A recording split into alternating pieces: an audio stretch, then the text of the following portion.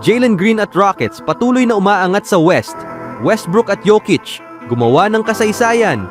At Warriors parang sapat na si Jackson Davis bilang sentro. Mismong si Kerr at Curry bumilib.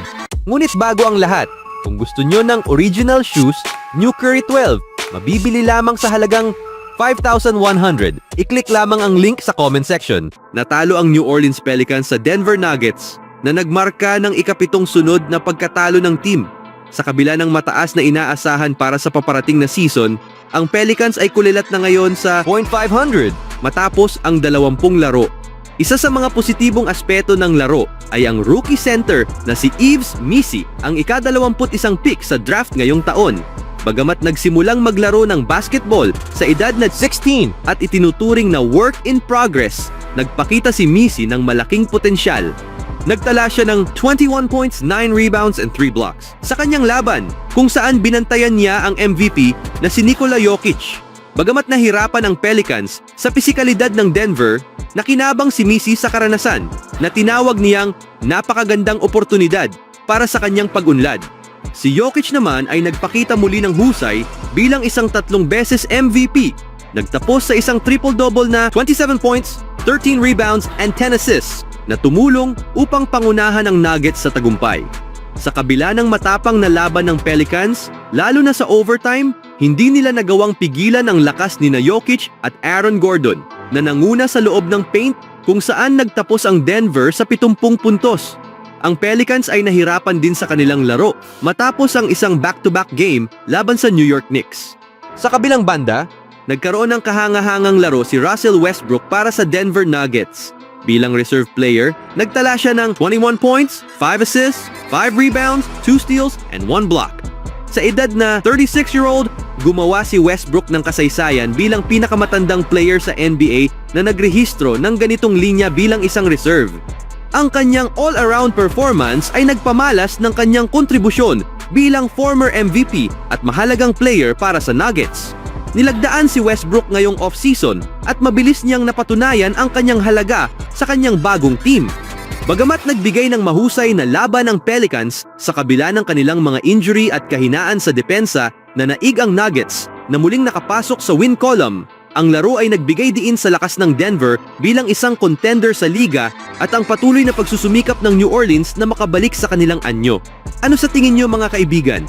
Sa sumunod na laban, binawi ni Jalen Green at ng Houston Rockets ang 14-point deficit upang talunin ang Raptors at itulak ang Toronto sa kanilang ikapitong sunod na pagkatalo. Si Dillon Brooks ang nanguna sa score na may 27 points habang nagdagdag si Jalen Green ng 22 points at ang bisitang Houston Rockets ay nagtala ng 114-110 na panalo laban sa Raptors nitong Lunes.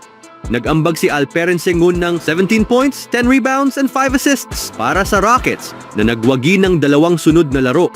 Si Jabari Smith Jr. ay nagtala ng 15 points and 9 rebounds, si Cam Whitmore ay nagdagdag ng 11 points, at si Amen Thompson ay nag-ambag ng 10 points para sa Houston na may field goal shooting na 44.9% and 25% from 3-point range. Sa panig ng Toronto, si Jacoby Walter ang nanguna sa team na may career best na 27 points kabilang ang 14 points sa first quarter bago siya ma-foul out sa laro.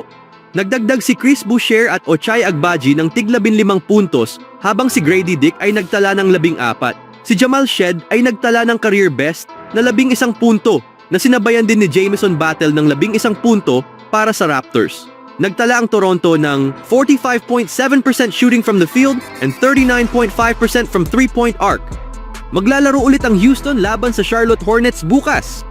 Sa huling balita, hindi napigilan ng NBA Defensive Player of the Year si Trayce Jackson Davis mula sa pag-score noong linggo gamit ang malalambot na layup o malalakas na dunk nang talunin ng Golden State Warriors ang Minnesota Timberwolves. Gumawa si Jackson Davis ng mga layup laban kay Rudy Gobert at nag-drive ng dunk kahit na dumating ang late na tulong ng depensa na nagbigay ng lakas na kinulang sa Warriors noong kanilang pagkatalo sa Memphis Grizzlies noong Biyernes. Makita ang kanyang dominasyon laban sa Defensive Player of the Year ay isang espesyal na tagpo, sabi ng kapwa niya rookie na si Brandin Podziemski na mahalaga ang panalo ng Warriors sa Target Center. Ipinapakita nito sa marami kung gaano siya maaaring umunlad at magtagumpay. Si Jackson Davis, ang second-year center ng Warriors, ay bumalik sa starting lineup noong linggo at nagtala ng 15 points and 9 rebounds at mahusay na opensa at depensa sa loob ng 26 na minuto kung saan nag-lead ang Golden State ng 7 habang siya ay nasa court. Sa sukat na agresyon, lakas at composure, 5 beses siyang umiskor laban kay Gobert, nagtapos ng 7 sa 8 shooting kasama ang 2 assists, 2 blocks, 1 steal at papuri mula sa coach pagkatapos ng laro. Ang pagkakaroon ng malaking player na kayang magtapos ng ganito sa paint ay malaking bagay at nakita niyo ito ngayong gabi, sabi ni head coach Steve Kerr.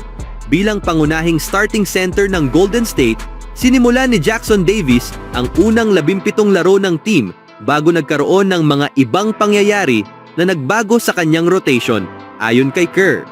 Habang nag-ieksperimento ang Warriors sa kanilang lineup at natalo sa 11 laro, nag-iba rin ang kanyang oras sa paglalaro. Ngunit nanatili ang kanyang profesionalismo. Kailangan mong maglaro ng mabuti, sabi ni Jackson Davis. Yun ang sinasabi ni coach sa akin. Tumakbo sa court, gumawa ng energy plays at iyon ang sinusubukan kong gawin. Sa unang quarter laban sa Minnesota, pinosisyon niya ang sarili laban kay Gobert, nagtapos ng mga layup gamit ang kaliwang kamay bago mag-transition sa isang one-handed dunk. Sa huling quarter, pinuno niya ang espasyo sa baseline malapit kay Gobert at nag-slam dunk mula sa pasa ni Jonathan Kuminga. Tumayo at nag-cheer ang bench ng Warriors sa kanyang performance na sinundan pa ng pick-and-roll finish, put-back dunk at driving dunk. Habang hinihikayat ni Kerr ang mabilis na galaw ng bola at matatalim na screen na nakaangkla sa natatanging skillset ni Stephen Curry, binigyang diin niya ang kahalagahan ng tiyak at agresibong laro ni Jackson Davis para mapanatili ang ritmo at tempo sa mahigpit na mga possession. Pinaliwanag ni Stephen Curry ang kahalagahan nito. Kailangan ng tiwala at agresyon sa bawat player at iyon ang ipinakita ni Jackson Davis ngayong gabi. Naglaro siya ng may enerhiya at kumpiyansa, eksakto sa hinihingi ng team. Bilang vertical threat para sa alley-oop dunks, sinabi ni Curry na pinapanatili ni Jackson Davis ang pagiging tapat ng depensa at gumagawa rin siya ng mga defensive plays. Sinabi ni Steve Kerr na kailangan nilang mas umasa kay Jackson Davis, na nagpakita ng lakas ng loob kahit matapos tanggalin mula sa lineup.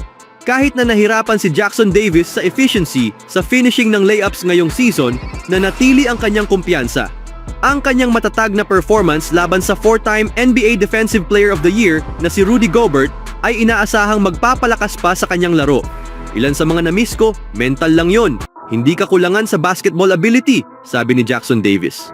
Patuloy akong sinusuportahan ng mga coaches at teammates ko, kaya't kailangan ko lang magpatuloy, maglaro ng agresibo at subukang magtapos ng malakas.